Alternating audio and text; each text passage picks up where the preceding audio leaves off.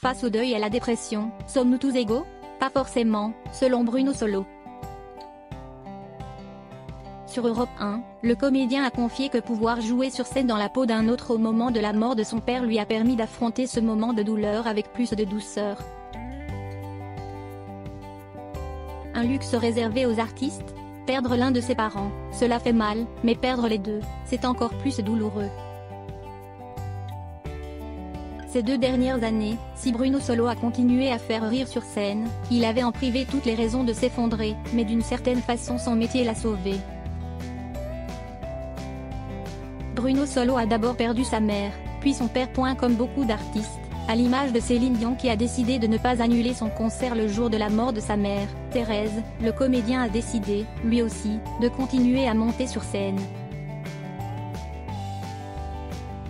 Et il a fait le bon choix. Le jeu et l'amour du public lui ont permis de traverser cette terrible épreuve avec plus de sérénité.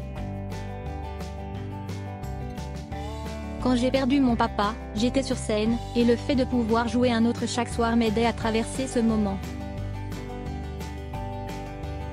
Je ne dis pas que quand le rideau se baissait je ne m'effondrais pas, mais savoir que je pouvais être aidé par le fait d'être un autre, de pouvoir exprimer ma douleur, eh bien c'est merveilleux, a-t-il expliqué ce vendredi 31 janvier au micro de Philippe Vandel sur Europe 1. C'est en écoutant dans l'émission Culture Média seule chanson du nouvel album de la chanteuse Ayo qui a fait une longue dépression que Bruno Solo, l'acteur a promis d'acheter le disque, est revenu sur son cas personnel. Il a décelé une pointe de bonheur dans son malheur. Traverser une dépression, c'est terrible. La chance qu'on a, c'est de pouvoir l'exprimer. Et c'est sans aucun doute une chance que les artistes ont par rapport à d'autres qui doivent traverser les choses de manière plus violente, plus anonyme, sans nécessairement pouvoir l'exorciser, sans que ça ne se sache, si ce n'est l'entourage familial, a-t-il analysé sur les ondes d'Europe 1. Grâce à la nouvelle pièce de David Franquino 10 ans après dans laquelle il joue actuellement au Théâtre de Paris, il pourra se changer les idées et se nourrir encore et toujours de l'amour du public.